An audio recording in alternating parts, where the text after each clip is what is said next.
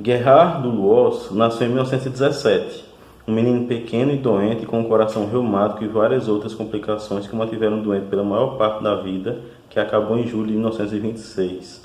Aos 9 anos de idade, e as freiras da St. Louis de France Parochial School estavam ao lado da cama prestando atenção às últimas palavras dele, porque tinham ouvido as impressionantes revelações celestiais que ele tinha feito durante o catequismo, sem nenhum outro incentivo a não ser que era a vez dele de falar. O santo Gerhard, com um rostinho puro e tranquilo, o olhar contristado, a santidade do pequenino manto de cabelos caindo pela testa e afastado pela mão acima dos olhos sérios e azuis. Eu não faria mais nenhum oblóquio, nem amaldiçoaria a maldita terra, mas apenas obsecrações, se eu conseguisse manter a salvo comigo aquele rosto fixo na memória e impedir que fugisse de mim. Porque durante os 4 primeiros anos da minha vida, enquanto ele viveu, eu não era Jean Duluoz, eu era Gerhard. O mundo era o rosto dele, a flor daquele rosto, a disposição pálida e recurvada, a partitude do coração e a santidade e os ensinamentos de ternura que ele me ofereceu, e a minha mãe o tempo inteiro me lembrando de prestar atenção à bondade e aos conselhos dele.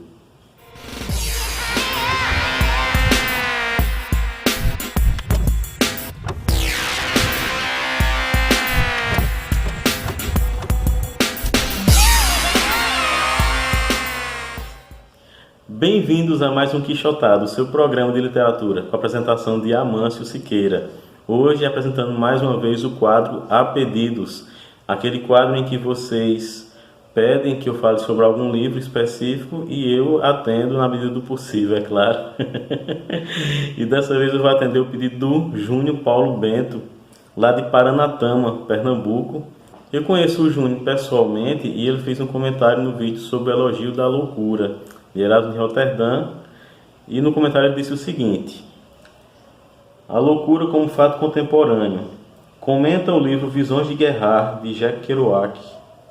Então eu estou aqui com o livro Visões de Gerhard, que inclusive foi ele mesmo que me emprestou.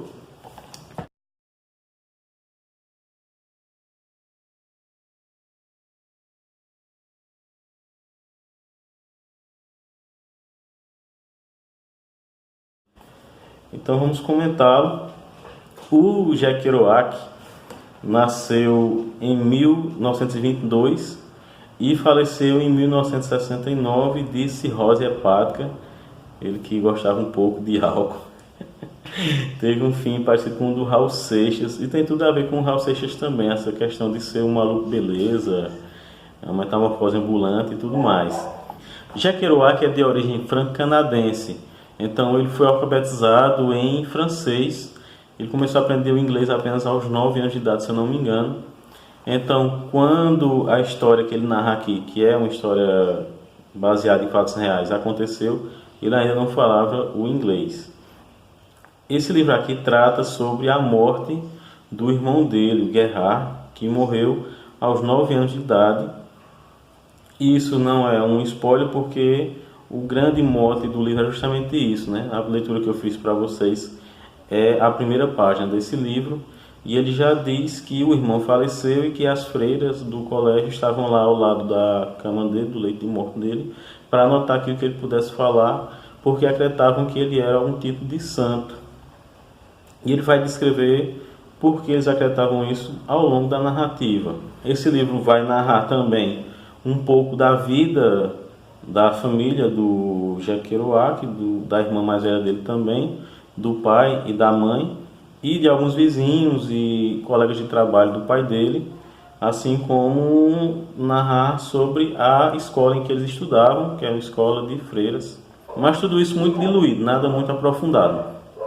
Esse livro aqui, ele destoa muito do On the Road, que é o livro mais famoso do Jack Kerouac.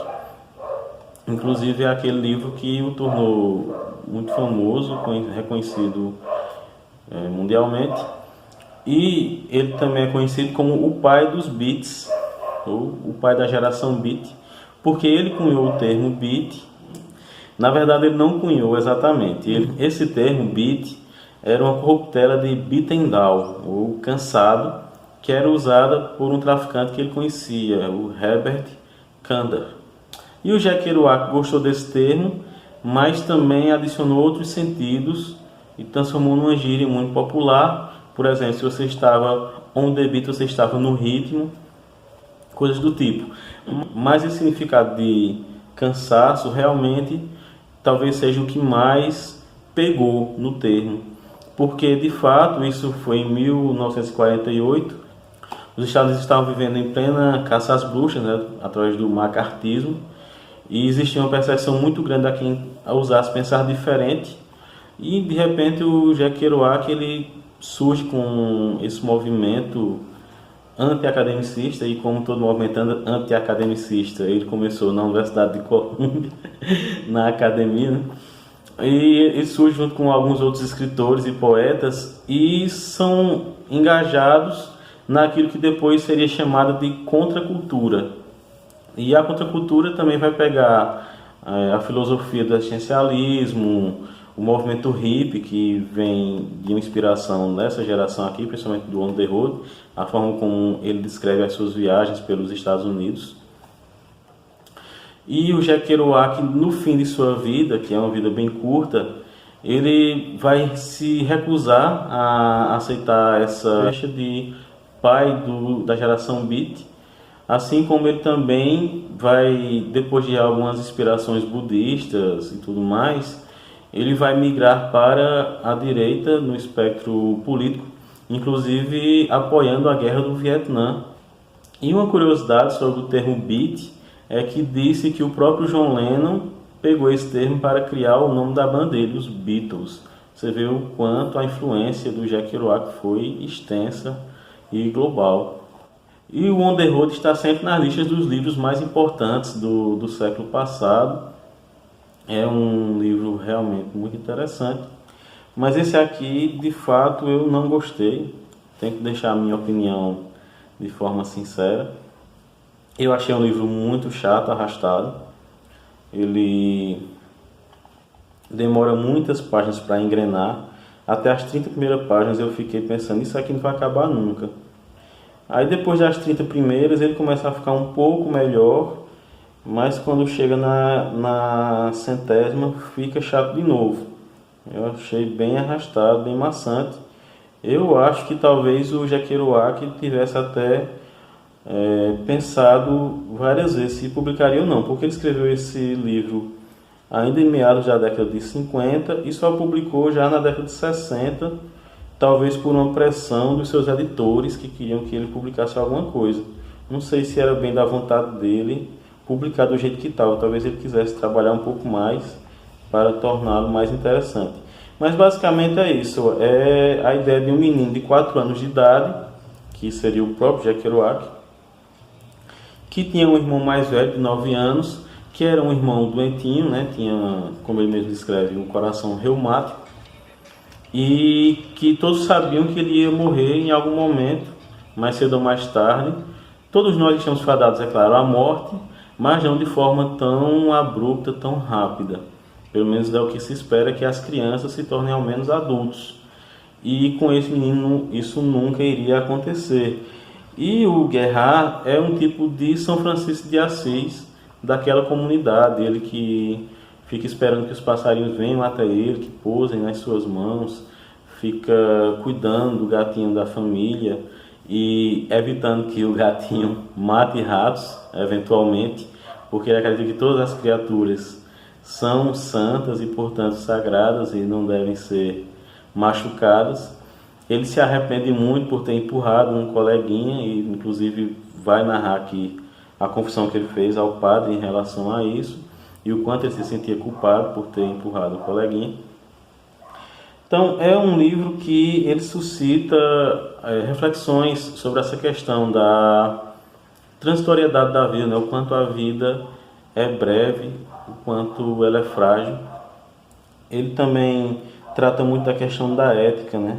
Existe uma ética superior, talvez, que seja a ética do amor a tudo, de forma incondicional, que poucas pessoas são capazes de seguir.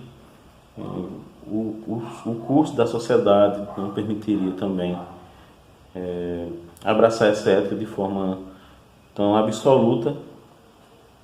E é interessante também que ele vai misturando, ele vai mesclando temas católicos e budistas, inclusive algumas coisas também do Ayurveda, se eu não me engano.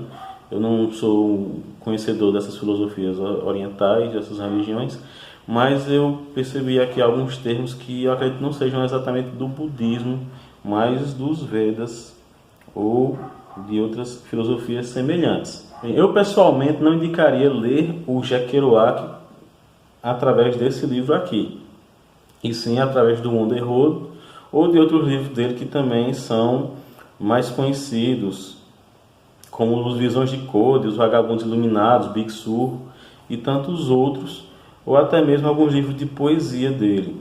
Lembrando que essa tradução aqui é do Guilherme da Silva Braga. E esse estilo do Jack Kerouac eu acho que não combinou com essa história aqui.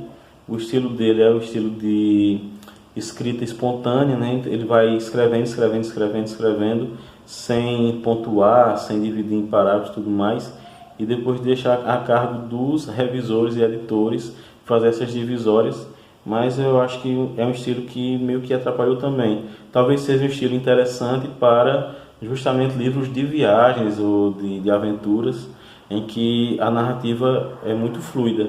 Nesse caso aqui não é fluida a narrativa, porque basicamente é um menino que está doente em cima de uma cama e que você está acompanhando ali os pensamentos dele, os diálogos que ele tem com as pessoas. Então é um livro mais parado que talvez merecesse um outro estilo para torná-lo de alguma forma mais dinâmico, ou a leitura mais interessante, menos cansativa. Eu indicaria para vocês outros livros do Jack Kerouac ao invés desse aqui. Mas de qualquer forma, não foi para mim uma leitura perdida. Eu gostei de algumas coisas dele, sim. Algumas reflexões que eu achei muito interessantes, mas que talvez não sejam para outros leitores. E é um livro que eu não releria, por exemplo. Eu achei muito arrastado e tem outras leituras bem melhores para fazer, ao invés de reler esse aqui. Espero que vocês tenham curtido o vídeo. Se gostaram, não se esqueçam de se inscrever, curtir, compartilhar. E a gente se vê no próximo Quixotado, o seu programa de literatura.